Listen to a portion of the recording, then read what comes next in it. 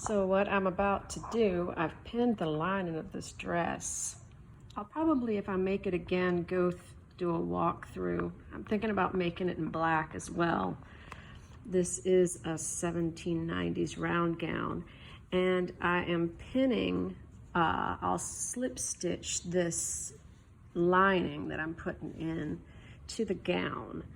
So basically, this has to be hand stitched. I mean, some people do it with machine, but I don't like to. So what I've got to do is take a little slip stitch and stitch it down to the seam allowance of the skirt on this. As you can see in the back, the skirt is attached.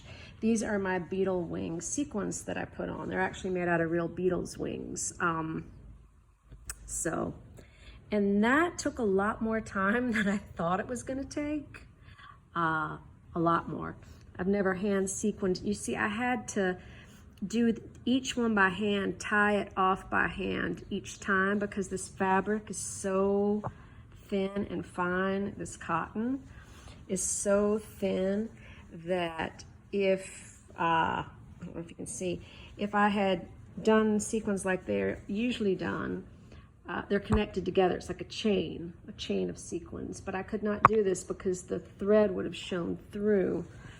So what I had to do is, if you look here, I also had to do the whole back of the bodice. Maybe I should go and redouble check before anyway, had to do the whole back of the bodice beading, and I went ahead and did the whole bodice beading before I put in the lining. But as you can see, each sequin is put on by hand and tied off. So a lot of times, like in the 20s dresses, you'll notice that the beading usually matches the fabric or is lighter, or sometimes, like, yeah, if you have a dark dress, it will have all colors of beading, but they'll use dark thread because it would have shown through, if that makes sense, because you see how thin it is. So anyway, I'm gonna go ahead and slip stitch this.